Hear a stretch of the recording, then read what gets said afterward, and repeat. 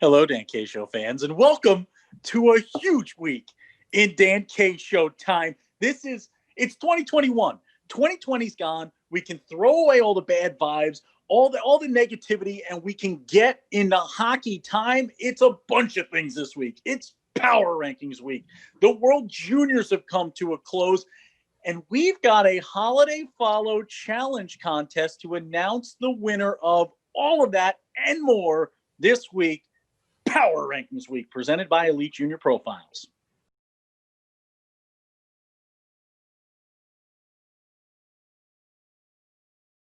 All right, Dan K Show fans, it has been a little bit of a rest and relaxation 2 weeks for Lucas and I that involved zero rest, zero relaxation, and an entire revamp of the Dan K Show. Lucas has been hard at work behind the scenes. I've been hard at work working on a commitment project that we're putting together here, and we are committed to you, the hockey fan. What a crazy year it's been so far, but we're at the halfway point in the season. This is where things start to matter each and every day.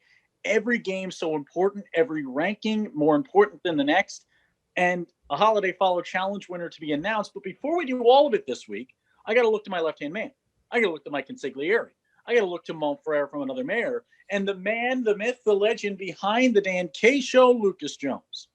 Somehow, in the 2 weeks that we were supposed to take off, we did more work than when we were on. It's amazing. It happens every year.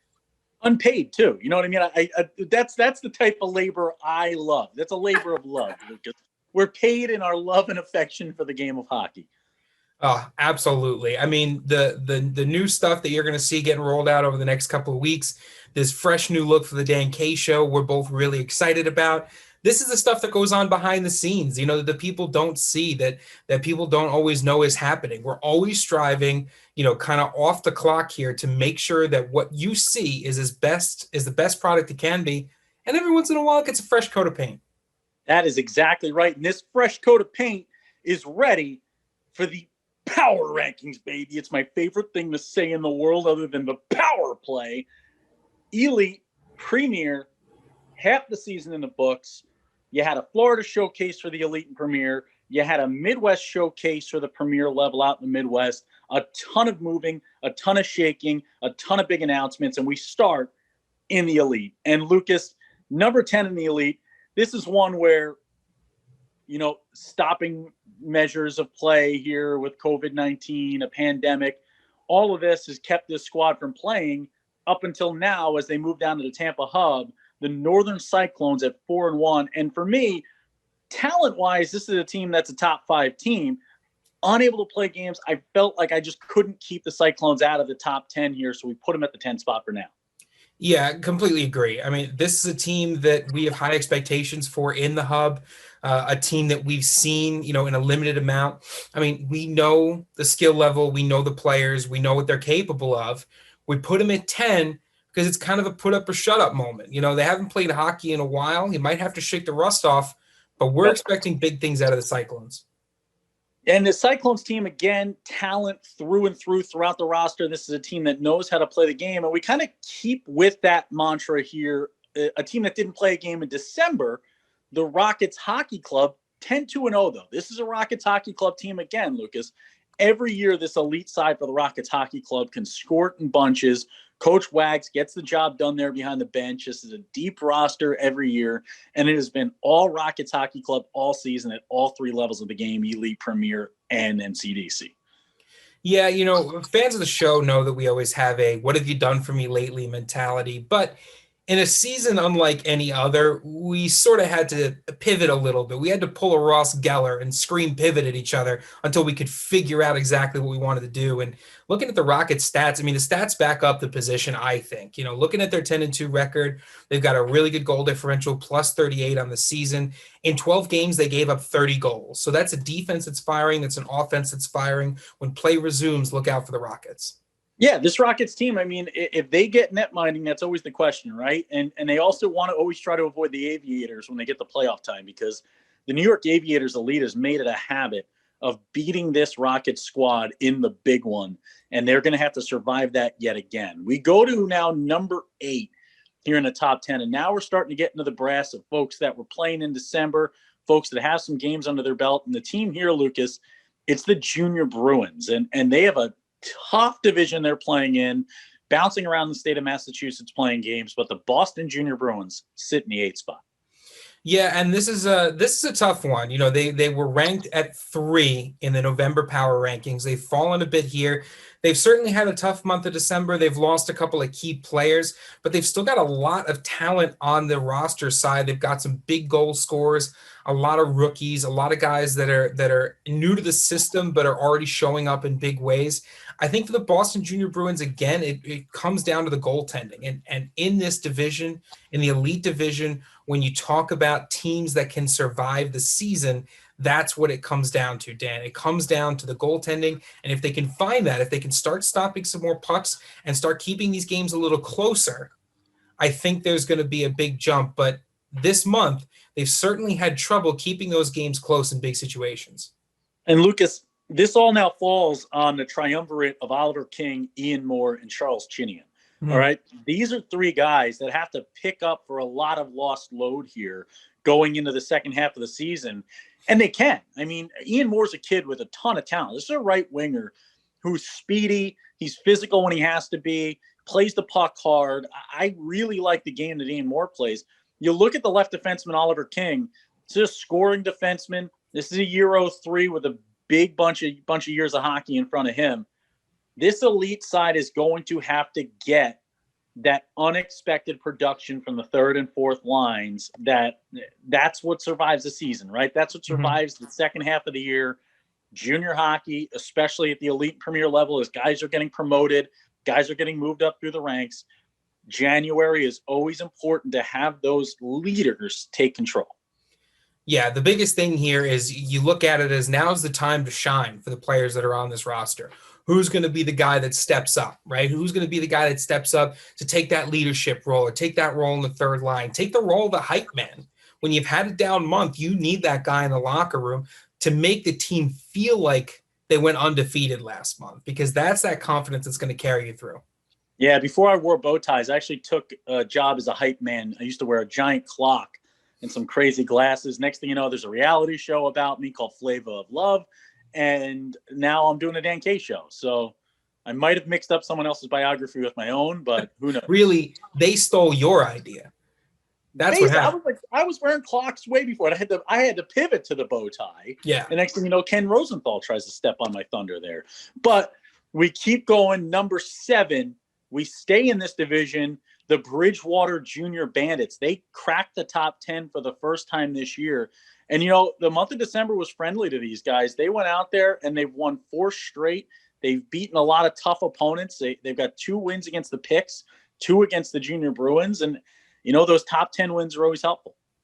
Yeah, the wins against teams that are sort of higher than you in that top 10 are always great. They've had some good production lately. And this is a true team effort, I think. The Bridgewater Bandits have shown a lot of improvement, especially the month of December with those 4 wins. They're slowly working on that goal differential. Huge improvement there. The defense has picked up. The offensive production is what I love to see right now. I love to see this team feeling confident, firing on all cylinders, really fighting for a lot of these position battles on the elite side. The Junior Bandits, December was huge. And now January, you have to keep up the momentum. Yeah, and you look at it, Ryan Concanon leading the way, 12 games played, 9 goals, 5 assists for him.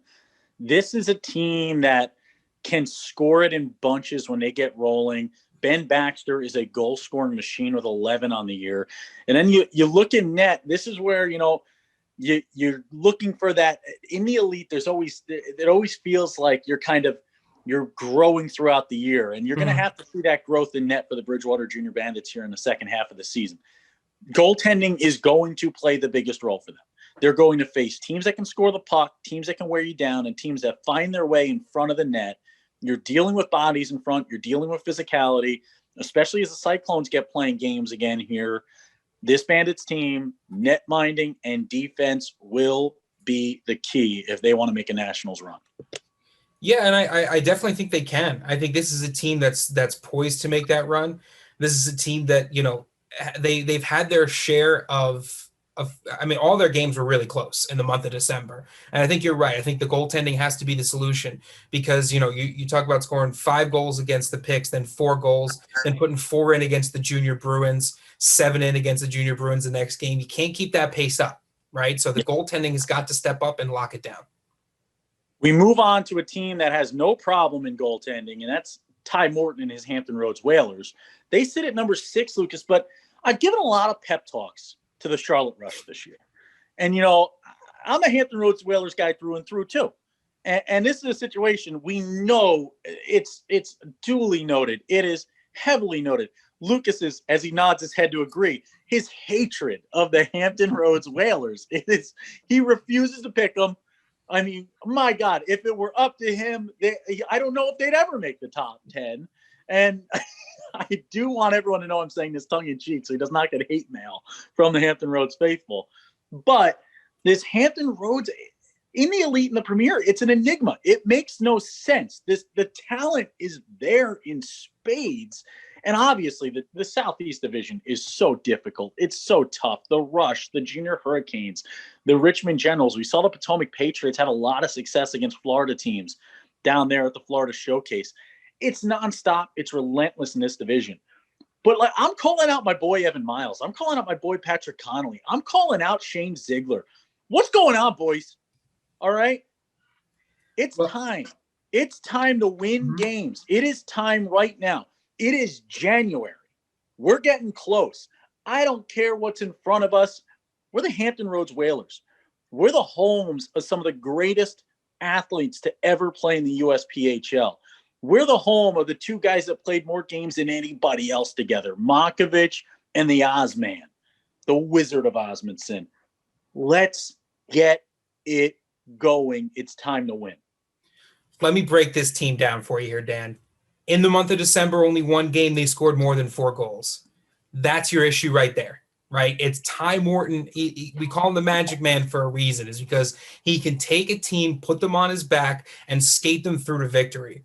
But as we get close to nationals, that offensive production has got to start showing up. And we know they can do it. We've seen them pile on these teams. We've seen them put goals in the back of the net. I've watched them while I'm scanning for highlights with these incredible tic-tac-toe plays, with these incredible shots from everywhere on the ice.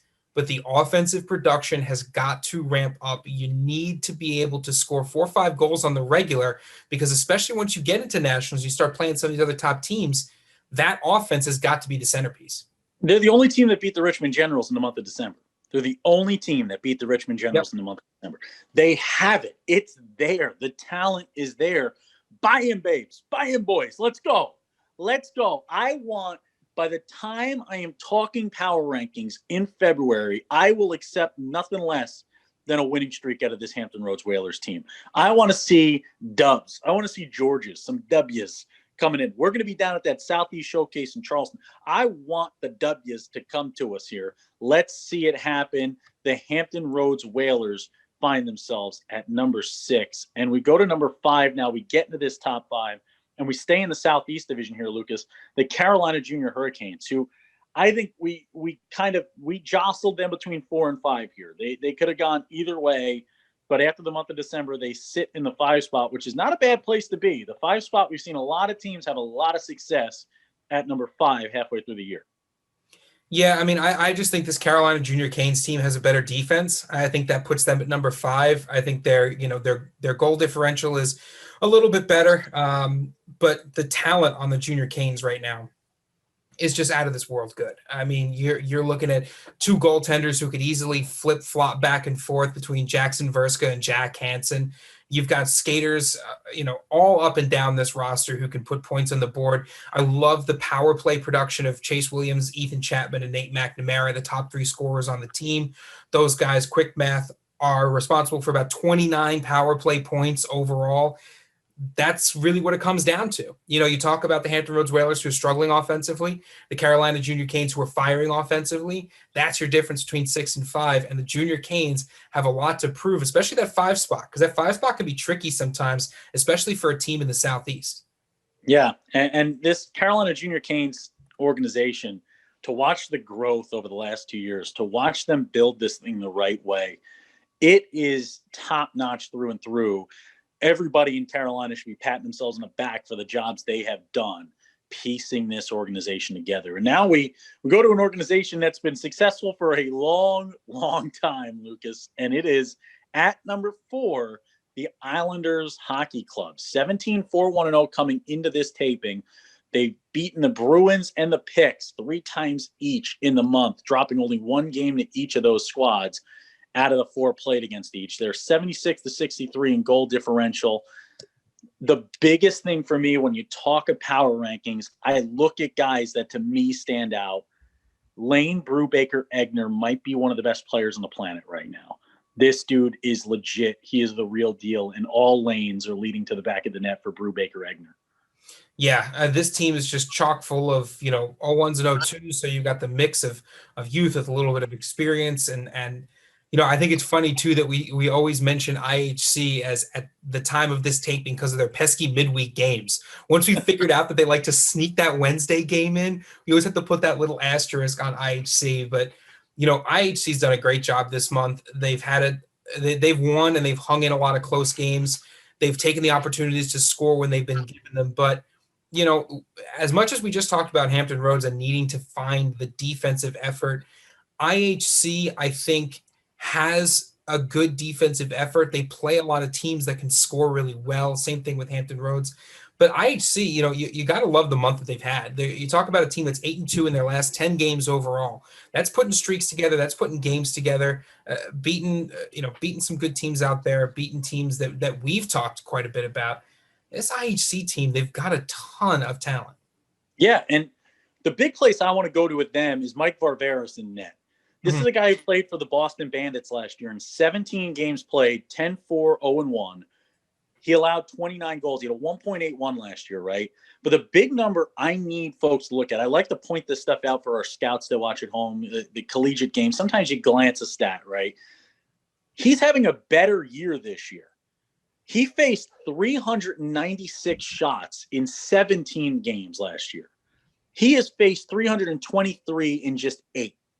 He has nearly matched his 17-game shot on goal total in just half the amount of games, less than half. He's got a better saves percentage. Forget about the 2.82 goals against average. Still a great number for the amount of shots he's facing. That saves percentage is unreal. To have a better saves percentage facing twice the workload 40 as shots a net a game. minder. That's what, and this he's doing the job in net for this team. They've lost 1 time with him between the pipes. Once. This guy is the difference maker, and when it comes to playoff time, you have a netminder like Mike Varvaris, I am going to side with you almost every pick. Yeah. And, Varvaris can certainly carry that load, and Gilbert no slouch as well with a 907 saves percentage.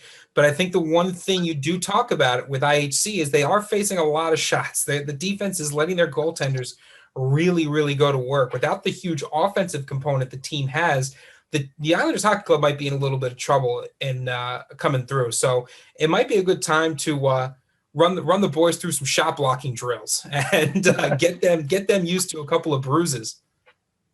Well, I'll tell you what, you're down in the hub, you're playing some of these games, it's going to be a little harder to block shots every day because you got to play every darn day. It's going to be it'll be a slog if you're getting into the block shot business. I can tell you that much. We go to number 3, and Lucas almost quit the show when this happened. I mean, you might as well have walked out, staged a walkout, a lockout of the show. The Tampa Bay Juniors at number 3. And Lucas, this is a team that was undefeated coming into the month. They dropped their first one to the Eels, or coming back in November, they were undefeated.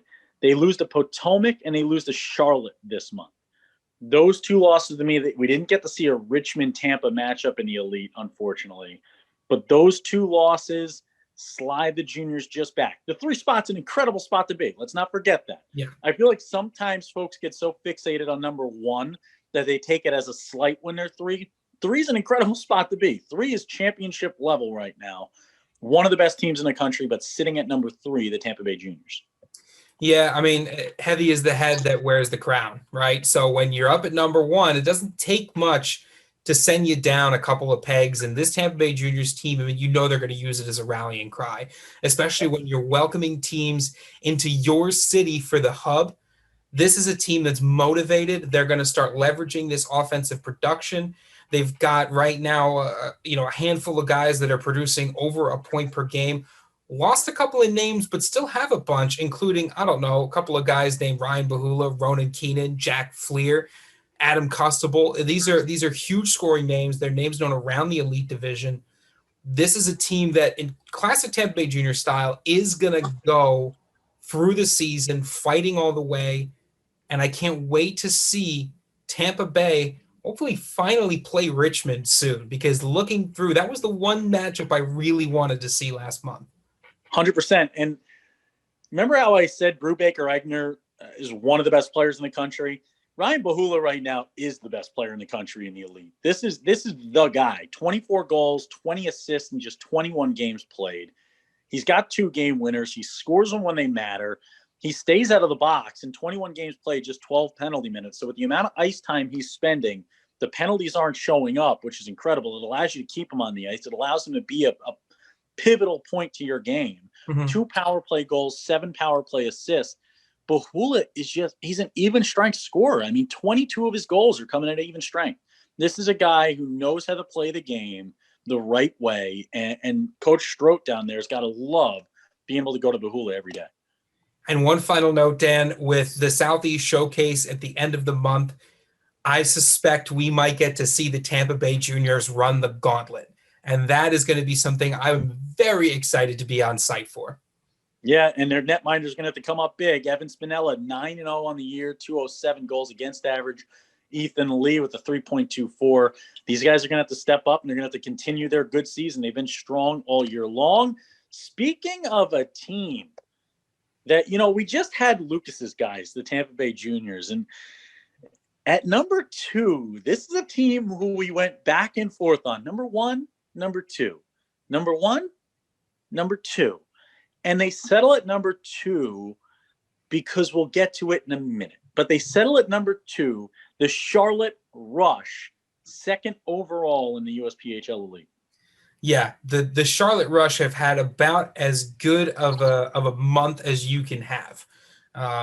This is a team that's just absolutely firing on all cylinders right now. They have the top offense in the Southeast Division, only behind the Tampa Bay Juniors in terms of goals scored.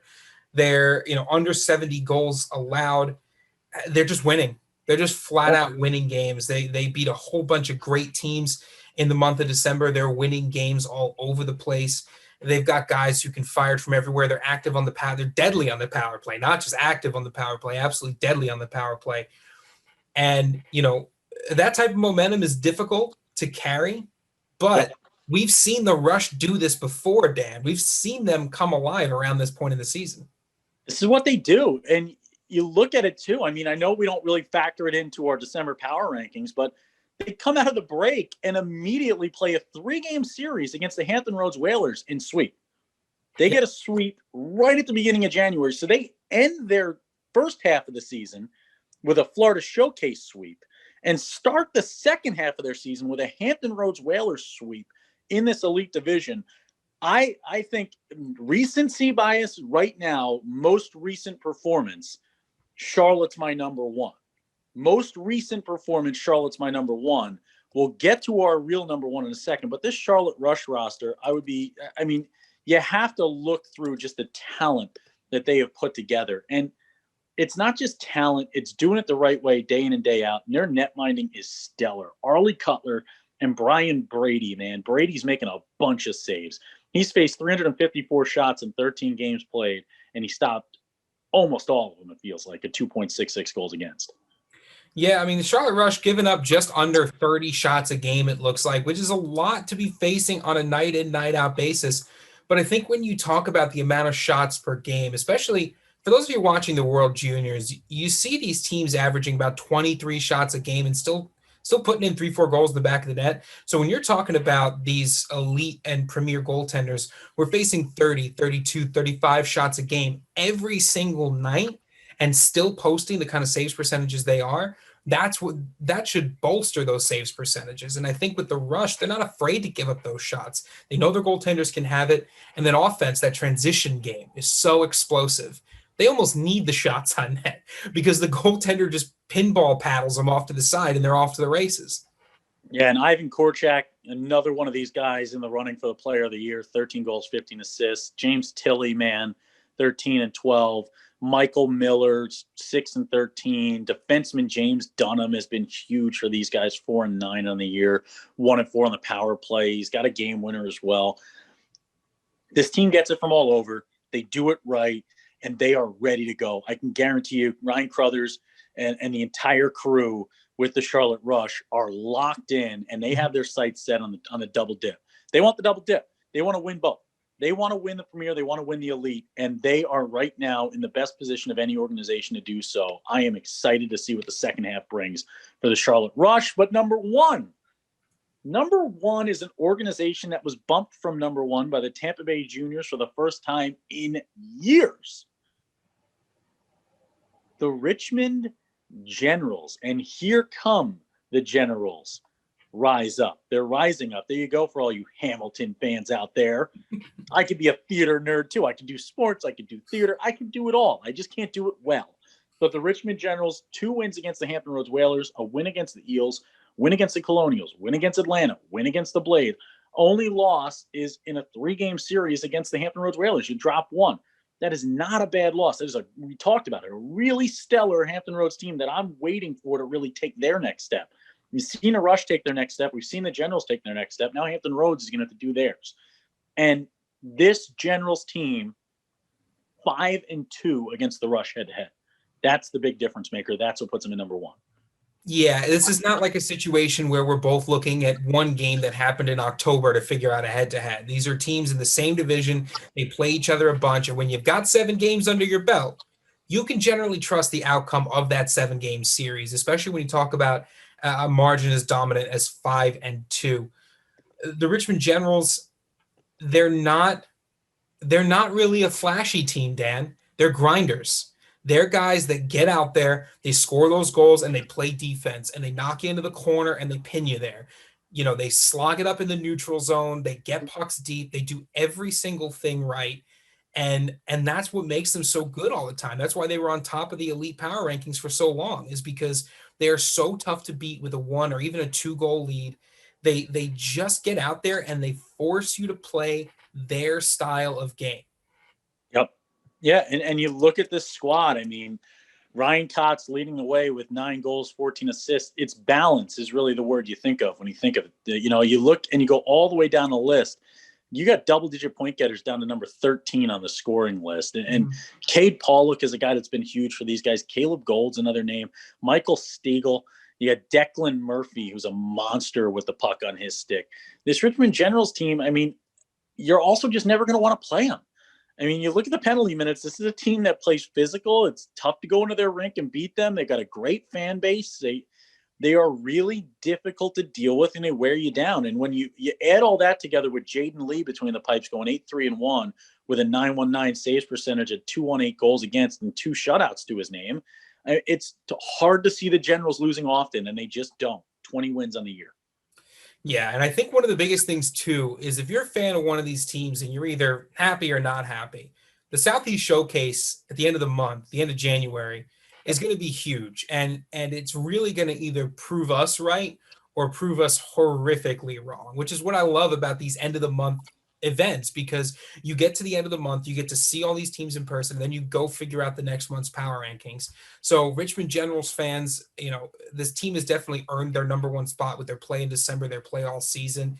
And, you know, for fans of teams, other teams in the Southeast and the Florida, especially for the juniors, we've, you know, maybe a couple big events that are currently happening in the month of January. We have the Hub City in Tampa, the Southeast Showcase at the end of the month. It's time to go. Now is the beginning of the final stretch here. It's not really a marathon anymore. It's a sprint. And now you're going to have to pick up as many wins as possible. Every point matters. Every single point will matter down the stretch. Your elite top 10, the Richmond Generals at number 1 yet again. The Charlotte Rush at 2. The Tampa Bay Juniors drop back 2 spots to 3. The Islanders Hockey Club slot up as high as they've been all year in the 4 spot. Carolina Junior Hurricanes move to 5. The Hampton Roads Whalers, let's go, boys, at number 6. The Bridgewater Junior Bandits, a 4-0 win streak here, moved to 7. The Boston Junior Bruins drop back to 8. And the Rockets Hockey Club and Northern Cyclones round out the top 10. 2 teams without any games under their belt in December who will have a lot ahead of them and a lot of work to do in January. That's your top 10. Lucas, it's time to announce who won the Holiday Follow Challenge. Where will the Dan K Show go coming up next? Head to EliteJRProfiles.com to find the best way to give your student athlete the tools and connections needed to reach their highest goals in both sports and academics. The results are in. The Holiday Follow Challenge winner is here. A record 14,000 plus votes for the Dan K Show Holiday Follow Challenge, outpacing our previous record by more than 5,000. Every single team in the USPHL received a vote. Teams from leagues that we don't work with on a day in and day out basis, every other league was represented. Every other North American junior hockey league had a representative voted for. There were multiple collegiate votes as well. Lucas, there was even our first time, congratulations, Tyler Ledoux, the only individual human being to ever receive votes with 12 votes. I think that might have been a mistake in the way that the Holiday Follow Challenge was interpreted by some folks, but a congratulations to him. Lucas, what do you got to say here about the Holiday Follow Challenge before I announce the winner? Thank you to everyone who voted. We had a lot of fun getting the individual messages as well. We were able to talk to some folks. 14,000 votes. You're talking about nearly doubling our vote totals from last year. That's insane. You talk about year-over-year growth. It's absolutely incredible. It's all thanks to the folks at home. We're happy that you were able to participate. And now we get to see the fruits of the labor of the folks at home, Dan. Yeah, there's one winner. There is one winner. And I will tell you that the lead changed 8 times in the final 48 hours of the voting. Mm-hmm. Not even a joke. There was 27 extra votes in the final 3 hours of the competition that decided it. In 5th place, the Richmond Generals, the first year that the Generals do not win the Holiday Follow Challenge. We congratulate the Richmond Generals. In 4th place, making a valiant effort towards the end, the Worcester Oilers. We love the work they've done out in Worcester, Lucas. What a job by that team out there. What a job by that organization. They battle as a community, get their team back, find themselves in 4th. Yeah, great work by Richmond and great work by Worcester too. We, obviously a year like any other this year, but we can't wait to get out to Worcester when we are able to do a game, meet the folks, and see the rink. At number 3, this was the biggest surprise for me, I think. Wisconsin Rapids River Kings. They were in first place for 90% of the voting window, and towards the end, we're outpaced. We still reach out to us, Marty, reach out to us, John Schwartz. We'll still figure out something with Cheese Curd Cup style. Let's get something going. Dan Keisha wants to get out there. Number 2 and number 1.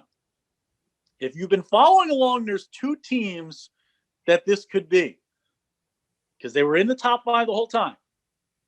The winners of the Holiday Follow Challenge, a day of coverage from the Dan K Show, me losing my voice, screaming as loud as I can at the top of my lungs about every goal you score, and the best fan base in the country this year, the Florida Junior Blades. Lucas, the upset of all upsets. I looked back last season, the Florida Junior Blades received 19 votes. 19 votes. They went over 3,000 this year. They are absolutely incredible. What a job by the Florida Junior Blades. And 27 votes was the difference at the end. The Columbus Mavericks took the lead. They jumped everyone and were outpaced in the final 3 hours by the Florida Junior Blades, just narrowly beating the Columbus Mavericks, who finished in second. Yeah, what a job. I mean, every vote matters. It really, really does. You talk about the sheer amount of voting, and yet it still comes down to about 20 to 30 votes at the very, very end at the 11th hour.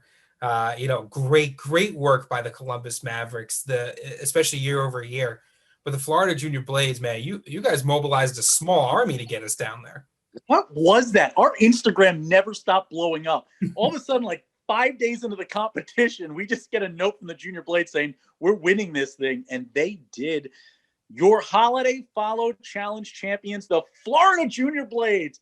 Lucas, it at least saves us some travel issues.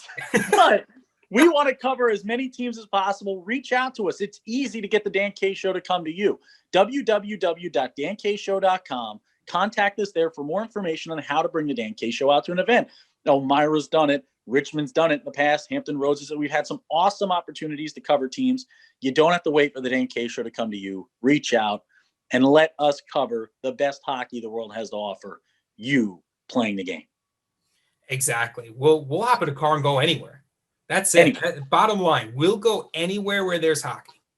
I bought a car this year specifically so we could drive everywhere. That's what we're at. We love it. Thank you so much for voting. Seriously. You don't understand. Like, there's so few times in broadcasting where you get to be validated. I mean, usually your validation is bad. Usually it's someone on Twitter upset. Usually it's a direct message from an angry fan. Usually it's a disagreement from a player who thinks they should be in a better spot. It's to see the positives as the sirens go off in the background here, the goal horns, Lucas, to see the positive outreach we received and to understand that over 14,000 people wanted a piece of the Dan K Show. Folks from leagues that we don't work with on a day in and day out basis, other junior hockey leagues reaching out, asking us to come cover them. And just the overall response to this, I can't wait to see where things keep going. I know there's a ton of awesome stuff on the horizon for us, some new ventures, some new moves, and we're excited about all of it.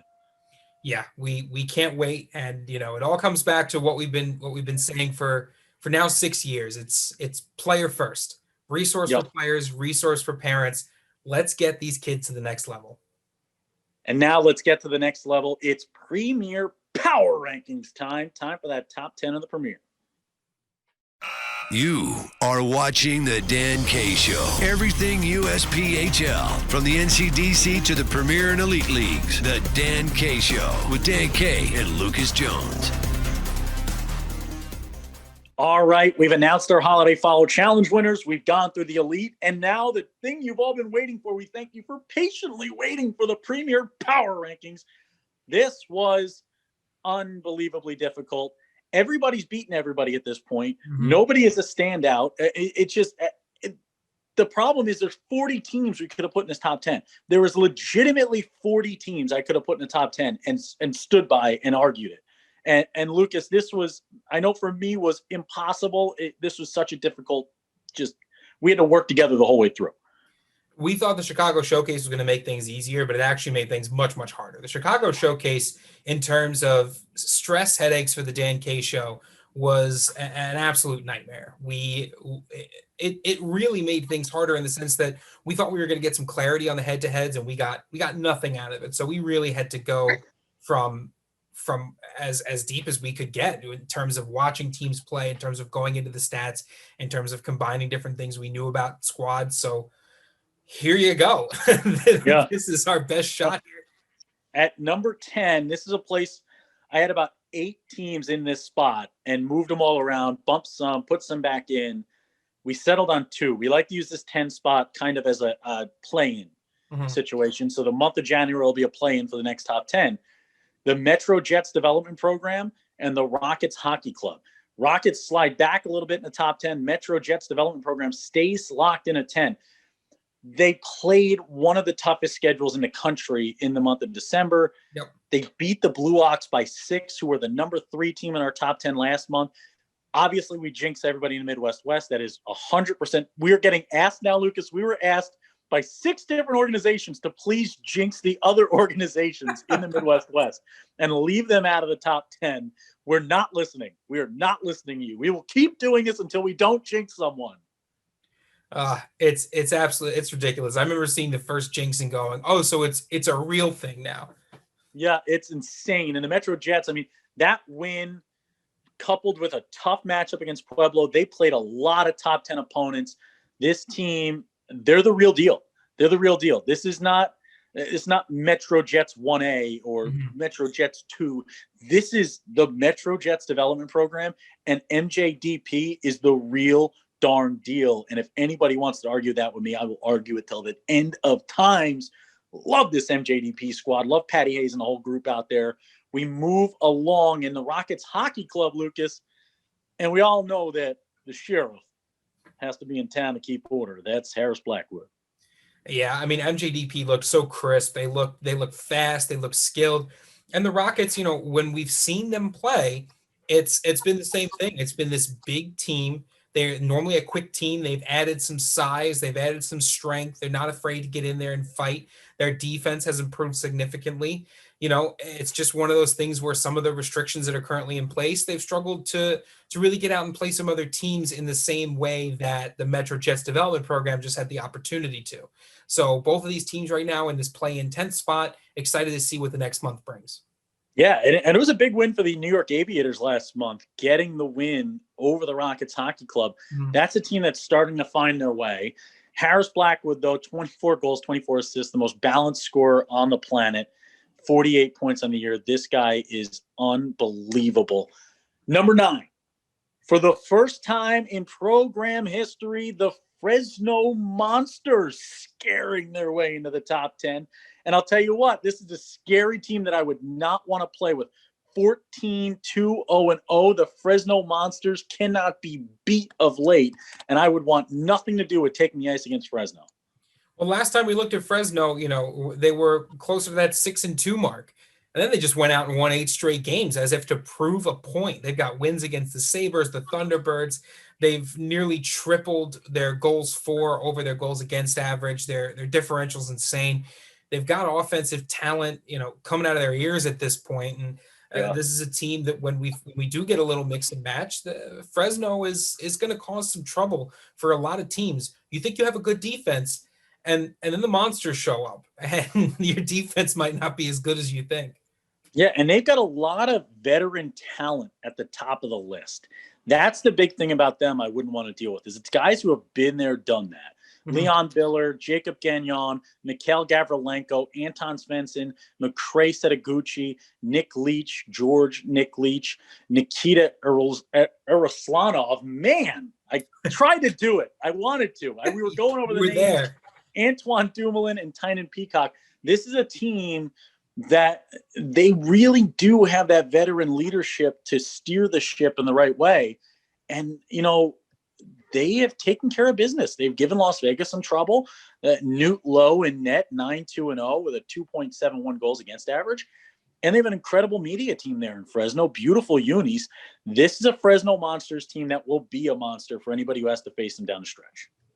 Yeah, I certainly wouldn't want to. You know, like I said, it's a test for the defense of any team. And, you know, as a team, it's kind of a wild card. It'll be interesting to see what happens as we continue to move through the season.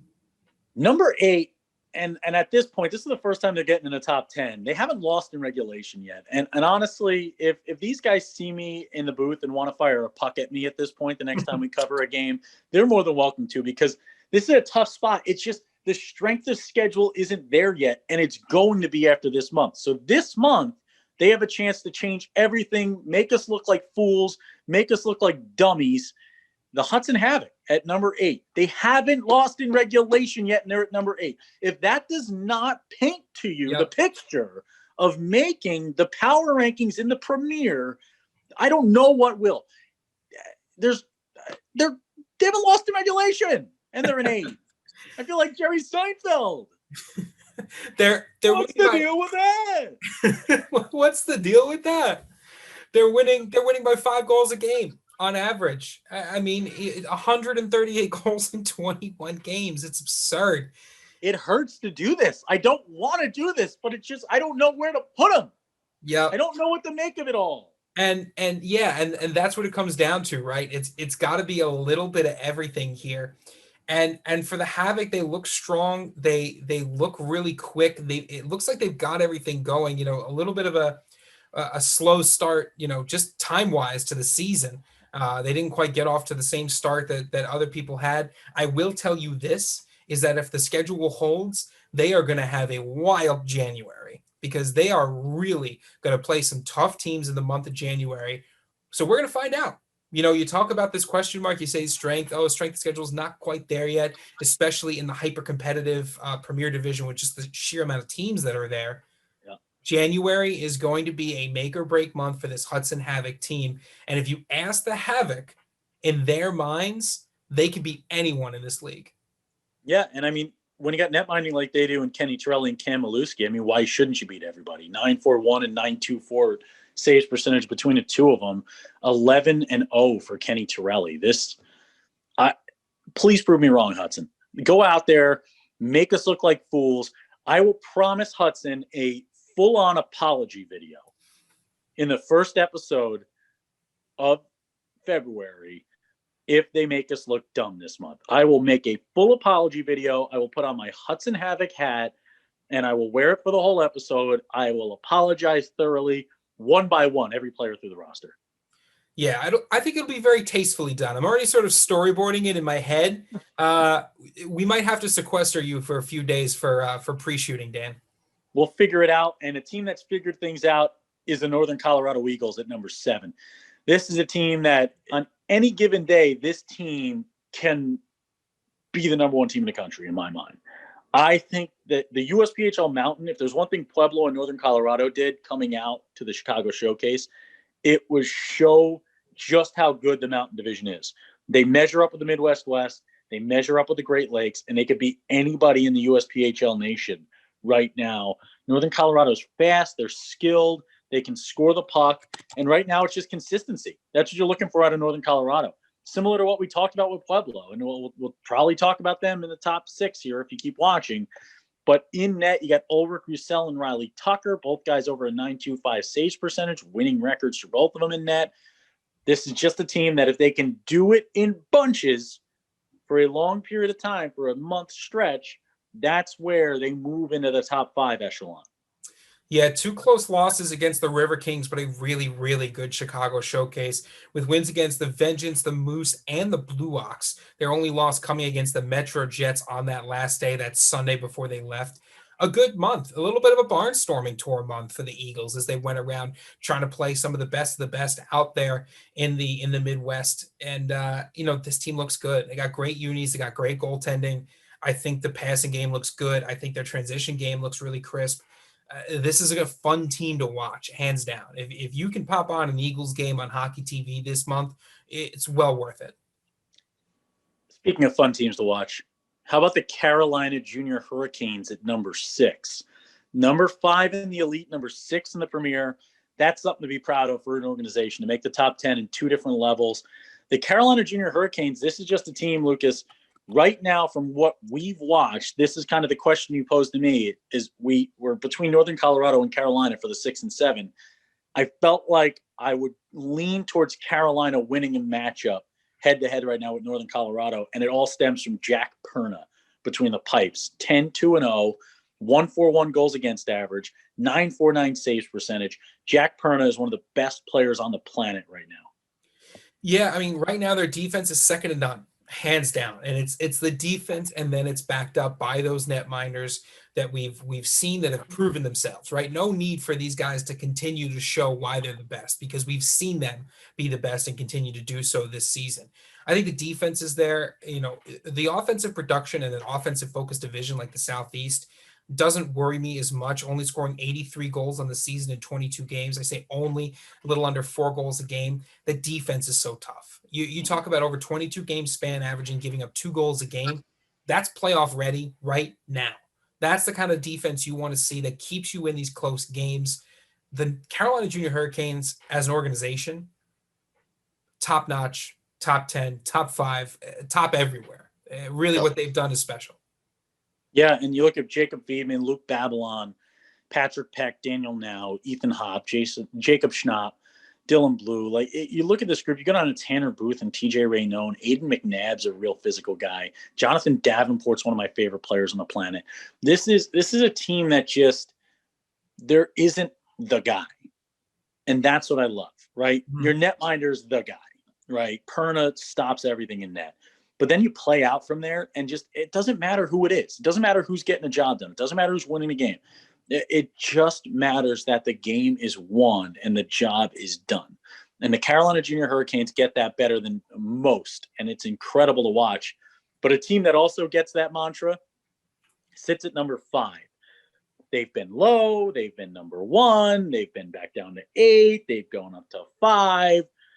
What do we make of the Metro Jets? It's this top 5, to not use superlative, but to use superlative, this top 5 was probably the most difficult top 5 we've had in a very, very long time. Mm-hmm. These were teams that if you threw them on dice and you threw them in a Yahtzee shaker, any order you popped them out could have been correct. I think for Metro, what it comes down is a little bit of inconsistency, but inconsistency against the best teams in the Premier. So it doesn't hurt them as much as inconsistency might normally. They beat the Northern Colorado Eagles, a loss to the Minnesota Moose and to Pueblo, but a decisive win over the Wisconsin Rapids River Kings early on in that Chicago showcase, putting up 5 goals against that team, good wins over the Cherokee. The Metro Jets are strong. They are a strong unit. But one of the things that I think they do struggle with is that inconsistency. But if they get rolling, if they get some momentum on you, they are tough to bring down. So I think that's what sort of elevates and then keeps them at number 5. Yeah, and the only thing for me was they lost the net in Chicago, right? They just lost the net. Pueblo, a team that's given up a good amount of goals this year, that's been an offense-first mindset all year long, was able to shut them out. And then they came into the next game against the Moose, struggled there, putting the puck in the back of the net. But again, I mean, they have 3 losses this year. Right. Pueblo, Minnesota Moose, and Toledo Cherokee. When they lost to the Cherokee were our number 1 in the power rankings at the time, and we're on a 14-game winning streak. Like, they don't have a bad loss to their name. They take care of business when they need to take care of business. They beat the teams that you would expect a squad as high up as Metro to beat. And I will forever stand behind Metro as a great team. I will always be ready for them to prove us wrong, and they're going to have a chance in the next month of hockey to do just that. Mm-hmm. We go to number 4, and it's the team that beat them head-to-head the last 2 times they've played, the Minnesota Moose. You know, the win in the Nationals competition that wound up being suspended last season, and then a win this year. Both games 2-1, defense, physical matchups. And Lucas, in this case, it was a recent head-to-head game was the difference between these 2 teams in the rankings. Yeah, it did come down to that, and that's always sort of the monkey off our back, so to speak, in terms of coming through with these different picks. The Moose have had a good stretch here, 7-3 in their last 10 games. They're putting up goals in bunches. Their defense is incredible.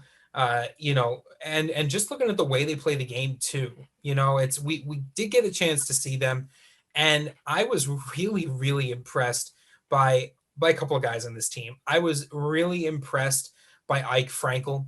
I thought he was one of the better players out there, consistently playing hard every shift, finishing checks, a lot of skill in the neutral zone. He walked a couple of pucks to the neutral zone like there were no defenders there.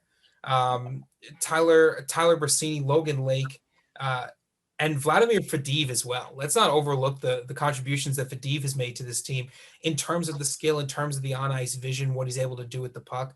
This is a team that really has it all. They have a lot of experience. They have a lot of 2000s, a lot of 01s, couple of 02s.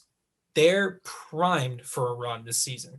Here's the problem if you're playing the Moose is, like you said, the veteran presence. Mm-hmm. When you get to this portion of the season, it's the guys who have been through the scrapes, the bruises, the ailments that come with a full junior hockey season. It's the guys who have kind of put the nose to the grindstone before. You see a lot of folks fall off in the second half. Maybe they have too much fun over the holiday break and don't put enough work in, or maybe they're just tired out, or the injury bug shows up. This team has been there. They've done it. They know how to take care of it. Vladimir Fadiv, man, that's an X factor. He's so big. He's so talented. And when they roll him in with the second or third forward line, like, it just really lengthens this team out in a way that they've never been lengthened out before, scoring wise. And I would not want to deal with the Moose. I think they easily could have been number 1. But we go to number 3. It's the highest this team has ever gone. At one point, I had them at number 2. I moved them back because of defense, because I still need to see it day in and day out. The good amount of losses to their name. Obviously, it's a tough mountain division they play in, but the Pueblo Bulls, a loss to Ogden and a loss to the Blue Ox, who got beat by MJDP, keep them at number 3. The one thing about them, their wins against the Cherokee Jets and MJDP, they really showed up against that Great Lakes division and against the Midwest East. When it comes to Pueblo, I am a Northern Colorado Eagles guy. I'm loco for Noco. I really think that Northern Colorado, neutral ice, need the win. I just trust their defense and goaltending more than I trust the team. And it's crazy because I'm the guy who loves goal scoring. I'm the guy who wants the open ice action. I'm the guy who wants to watch hockey at Pueblo plays. But when you get into a must-win situation, right, you want to see the defense here in the second half of the season from Pueblo figure it out before nationals. Yeah, it's really kind of that age-old debate here, right? Because it's like in the regular season, offense in a shootout can take you, right? You can outshoot opponents on the regular. And we always like to say that in the postseason, you can't do that. You need 2 goaltenders. But offense can be defense. That's one of the things. It's if you possess the puck, if you're strong in the zone, if you play well in the neutral zone. We just got done talking about a Richmond Generals team in the elite division that with a 2-goal lead just owns 2/3 of the ice, and you can't get past them. You can't get anything done on the offensive side. Pueblo is that team that if they can get out to that early lead, they're really, really tough to beat. The lingering question is, do they rely on that early lead? How often are they going to be able to come from behind if they don't get that early lead? So Pueblo at number 3 is very much a what have you done lately? Has been a ton of improvement on an already great team, but now it's longevity. It's longevity through January. It's longevity through February. It's having to take all that and continue to improve to justify that 3rd spot. I think this Pueblo team has the greatest opportunity to move both up and down based on how they play in January. And the thing that pushed me over the edge here to put Pueblo at 3, on top of beating Metro, right, which drops them back, Minnesota beat Metro, so the Metro goes behind those 2 teams. That's kind of the thought, right? 3, 4, 5. Is Blake Sproul in net, 7-3-0 in his 10 appearances, shuts out Metro. I mean, not many people shut out the Metro Jets, and they did it on neutral ice, traveling further than Metro did, so you can't make the complaint about tired skates, travel legs, anything like that. And Blake did his job and came up big for his team when he needed it, when they needed him most. And that, to me, was big. That was a big statement win by Pueblo when we asked them to do that, right? We said, make a statement. They made the biggest statement. When it comes to them in Northern Colorado, the biggest statement was made by Pueblo, although you still give weight to Northern Colorado being a road warriors in that month, playing everything out in the Midwest West. So Pueblo at number 3, that leaves 2 more spots left here. And number 2 is going to be, for us, Lucas, we had these, the 2, 3, 4, and 5 were the biggest question. We liked number 1. We both agreed on number 1. Yeah. The Wisconsin Rapids River Kings come in at number 2. And I will tell you, Jordan Steer is the biggest factor in this for me. I think he's the best defenseman in the country. I think Jordan Steer could play defense for anybody in the country, anywhere, anytime, right now, and be the best player on the ice. This guy is a difference maker anywhere you put him. And if a scout has not talked to Jordan Steer yet, they're outside of their gosh darn gourd because they are missing out. I mean, this Wisconsin Rapids River Kings team, they lost to Metro 5-3.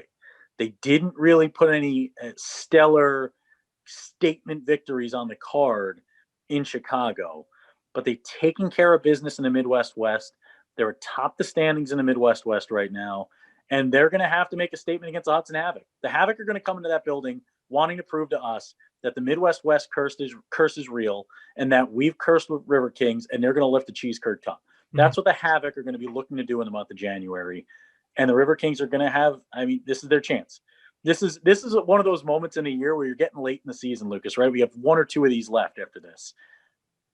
And if you don't make a statement now, you're not going to get a chance again. And this is their month to make a statement as to why they're number 2, why they can be number 1 in the country. And Coach Quarters loves his squad. Yeah, and I 100% agree about Jordan Steer. It floors me every time he's out there on the ice. It's just a matter of being an absolute complete player. And you sort of take a look at some of the other names, and it's a team that I think has the most depth for sure of any USPHL team out there. They have guys all up and down. You're still recognizing names down into the, 20s and 30s on this roster. And I think any one of these players can go anywhere and make a difference, and put them all together and they make a huge difference for Wisconsin. The biggest thing is the penalties, right? Sometimes the penalties are not taken in the best moments. Sometimes those penalties get a little bit sloppy. It's a rough and tumble division. These guys play hard-nosed hockey, and that's part of the brand, and I love watching them play every single second of it. This Wisconsin team, I mean, good luck, right? Good luck every time you see them on the schedule, on the scorecard, because between the depth, the goaltending, the defensive efforts, and just the offensive persistence, they're going to make a tough opponent for anyone. Yeah, and the big thing for me that set them apart was we always call out, you want to be the man, beat the man. The Blue Ox were our number 1 in the Midwest West last month, and they go out there and they sweep them. Yep. The Northern Colorado Eagles were the number 6 team last month. They go out there and they sweep them. They're only lost to the Metro Jets, but they add in a win against the Cherokee. They really had probably the best resume overall in terms of just wins, right? If you eliminate the Jets' loss, wins-wise, they had the best resume of anybody there. And speaking of resumes, speaking of teams at number 1, we started this season, Lucas, and what did I tell you? Who did I tell you was the best team in the country? Who did I tell you was going to lift the cup? Who did I tell everyone to watch out for? If any coach anywhere asks me, who is the best team you've seen so far? What do I say? I say the Charlotte Rush. Not even going to let you say it. You're not even going to take those words. You deserve to say it. The Rush have been my boys all year long, and they're back and better than ever. They won 4 straight at the Florida Showcase, 3 straight to start the month of January against the Hampton Roads Whalers. They have beaten anybody put in front of them, and I dare you to get into an argument with me about who the best hockey player in the USPHL Premier is, all right? Nobody can talk bad about netminders. I love goaltenders. You see all these stupid TikToks and all these stupid Instagram videos and these tweets in the Twitter sphere, these young people making fun of my netminder bros. David Battisti is the baddest man on the planet. He's got 6 shutouts. He's got a 1.58 goals against. He's got a 9.45 saves percentage. When his partner in crime went down to injury, Trip Clark, he put the team on his back, yo. And he said, I got this. No problems. No worries. David Battisti is the man, the myth, the legend. David Battisti is my favorite player on the planet right now. You want to know how much goaltending matters? Look no further than the Charlotte Rush. This goaltender has won 6 games on his own, 6 shutouts. Can't win a game if you don't score a goal. It's that simple. And Battisti is the heart and soul of this team right now, especially like you said, after losing Clark. Battisti and Clark together, absolutely 100% unbeatable. Battisti saw Clark go down, put the team on his back, carrying them here. The offense is firing as well. The offense is firing to match right now. 1 goal behind Hampton Roads for the best offense in that division, a plus 64 goal differential. They're just moving, and they're beating anyone who gets in their way. They're on a roll right now.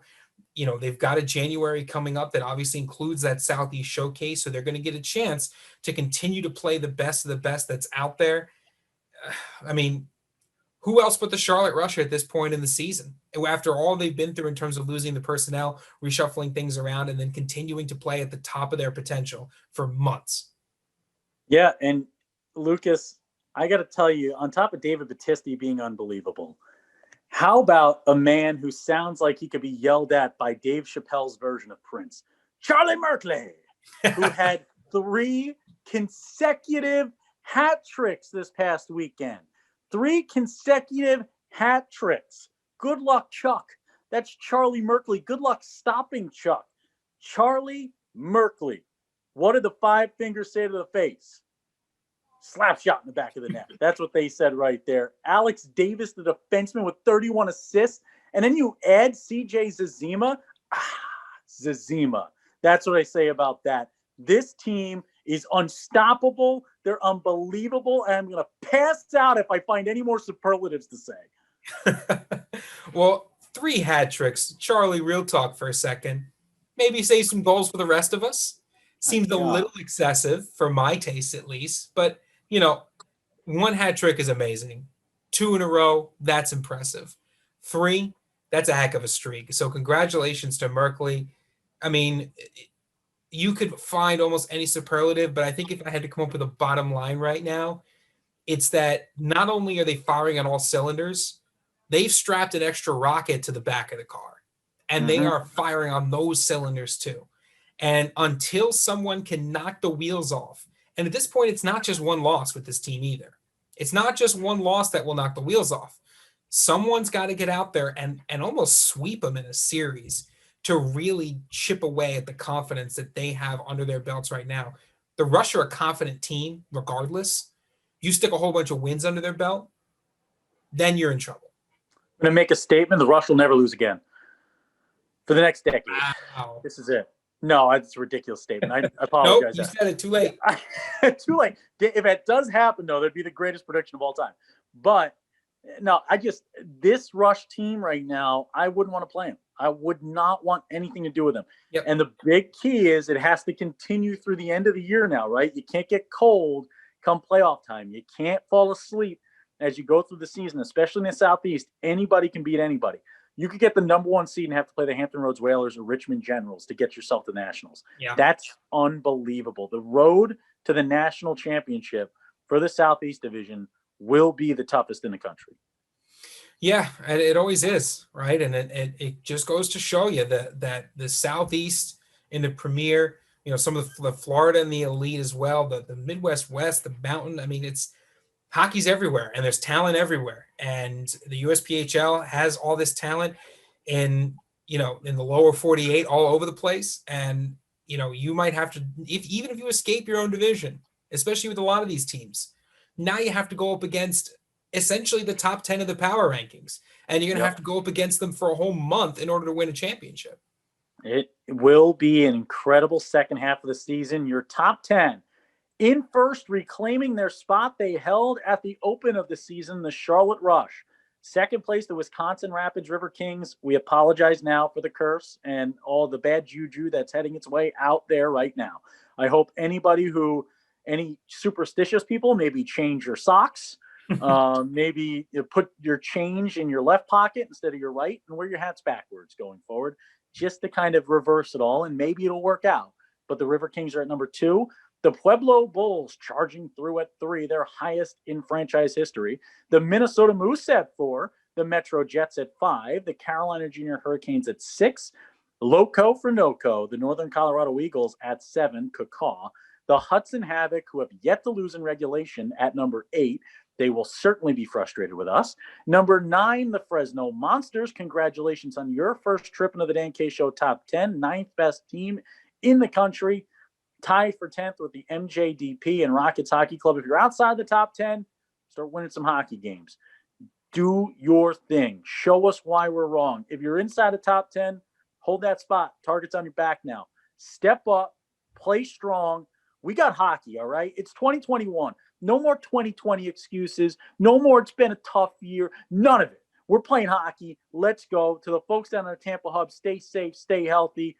Lucas, Power Rankings Week, your parting words. Good luck editing all this. When Dan K's on the mic, it's always hockey night.